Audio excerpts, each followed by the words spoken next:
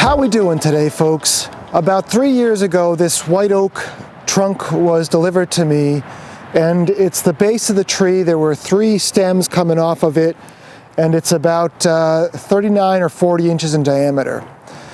And up until a month ago, it was sitting on top of this pile of logs that basically was bigger than I wanted to deal with.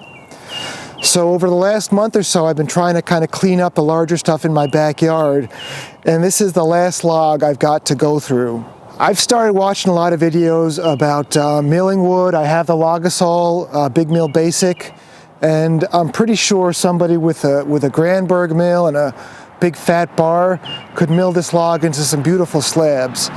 Unfortunately, I don't have the Granberg right now, and I'm not really interested in pursuing that avenue quite yet. I'm gonna just cut this log up and make some firewood out of it, and I have to admit I do feel a little bit bad about doing that, but I just can't leave it sitting in my backyard forever. My goal today is to go ahead and cut this log into smaller pieces and then noodle them, or cut them into rounds and then noodle them to cut them into smaller pieces that I can then put on the stack behind me, and I'll split them when I have time. A couple things I learned since my last video. I did one called Cutting Big Logs. In that video I was using my 066 with the 25-inch bar and chain. I put the bar and chain on my 046. My depth gauge is a little bit too low in that video, and I edited it out, but there were a few times where I had some kickback. First off, because it was taking too big a bite and very sticky, and second off, because in that video I had other logs around the log I was cutting. And the first thing I want to caution you about is if you're cutting big stuff like this, or if you're just cutting on a pile, the time I have the most trouble when cutting wood with kickback is cutting on a pile, because the tip of your bar can get back there and shoot, hit another log and shoot back. So just be careful if you're cutting on a pile, and try not to do it if at all possible.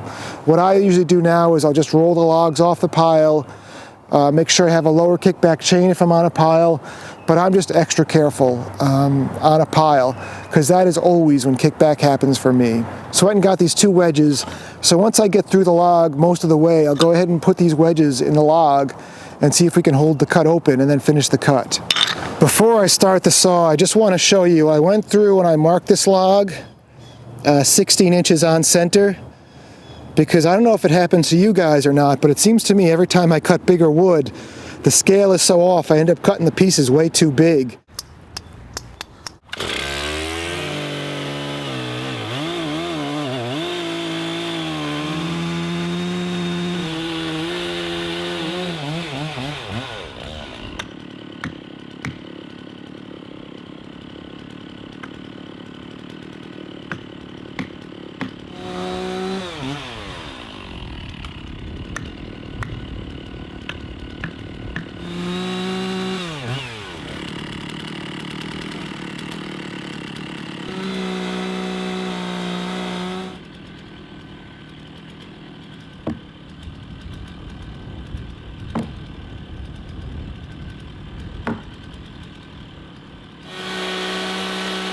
We're on the top of the log now, looking down, and for all intents and purposes the log is cut, but when I was cutting it, my 2 cuts didn't match up, so there's about a 6-inch swath of maybe an inch thick wood holding this log together.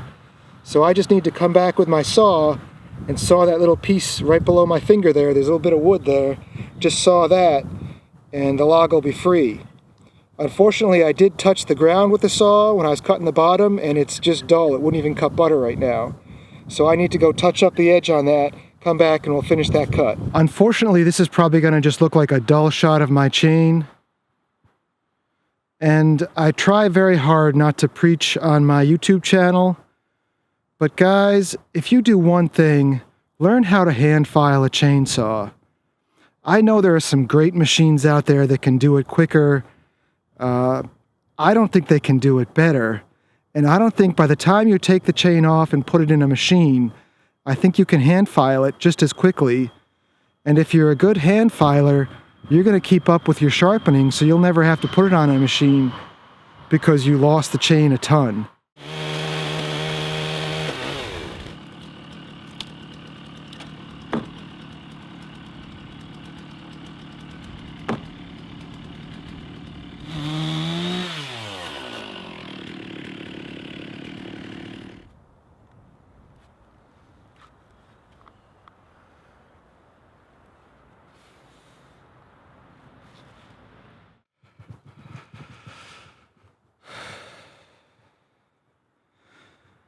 So that's why wedges are plastic. So you don't screw up your saw or have it come back at you if you hit it.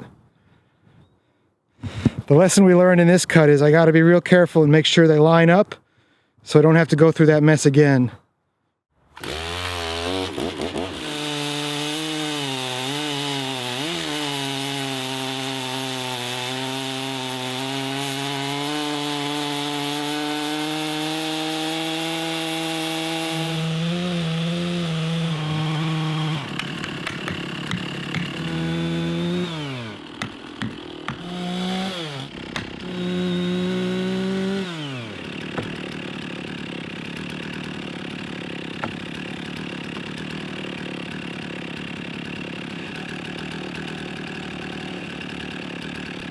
Okay, we got 2 down, and this one went a little bit better, but I still, I don't know if you guys can see or not, I still didn't line up my cuts.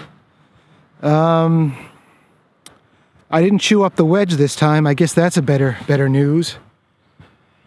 So far so good. You know, the only thing that I'm a little bit concerned about is when you get down to the bottom quarter of the log, the saw is really getting bouncy down there, and I don't know if it's when the bar is buried, you know, that point that's dangerous for kickback is you know, hitting wood, but it gets very bouncy, and I'm trying to make sure I you know, keep my body where if it bounces back, or if there's some severe kickback, it doesn't come straight back at me. But you know, I hate to say it, guys, but I'm really not I'm not an adrenaline junkie, and I'm not really getting a rush out of this. I'm more like, you know, let's just take our time and not hurt ourselves. So we got 2 logs cut. I got 1 more big cut to do, and we got a few more smaller ones.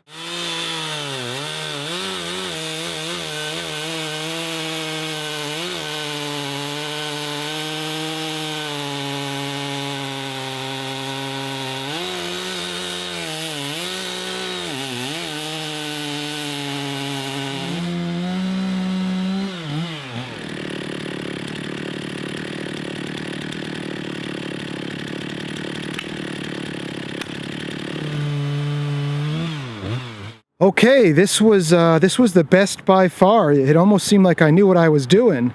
I started my cut on this side, and I just worked my way across the log, nice and easy. Didn't push it too hard. Cut all the way through on that side of the log. When I came back around to this side, I put a couple wedges in it, and then when I put my saw back in the log, I made sure to kind of keep it angled to the left, because that seems to be the way that I've been going too far to the right and leaving some wood left.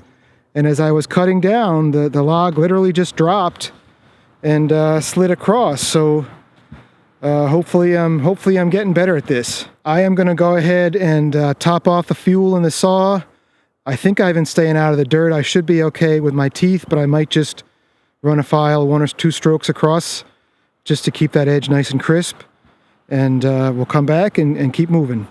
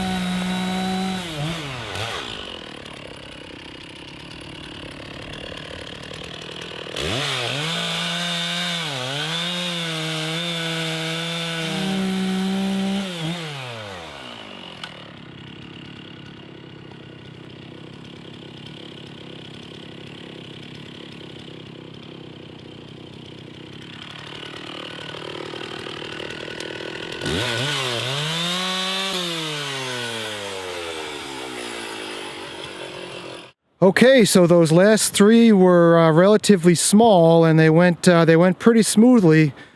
I don't know if you guys noticed or not, but the saw was cutting each progressive log. I was cutting slower. And if you take a look at the base here, you can see with each log, I touch the ground on the final cut there. I touch the ground on the final cut right there. And I touch the ground on the final cut there. And I almost stopped the saw in the middle of the second cut to sharpen it because it was that noticeable. It was noticeable, but I'm sure people who don't use a saw a lot would think that the second cut was doing okay, where I noticed a significant difference between the speed of the first cut and the second cut. Just breathe in some sawdust. Well, that's going to do it for today. We cut the log into pieces. I counted my fingers and toes. Everything's there.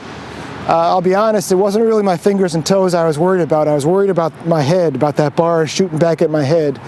I always tried to keep my head away from where the bar, if it came back at me, was going to hit me in the head.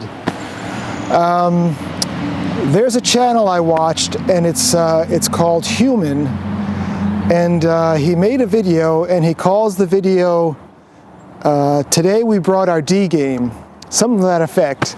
And it's funny, the second half of my cutting today, that video kind of popped into my head because I don't really feel like I'm showing you guys the right way to do it. So this is by no means a tutorial. It's more just what you're getting into if you go for big logs like this. And I will admit again, this is the biggest log I've ever cut by far. And I think each cut I progressively got better.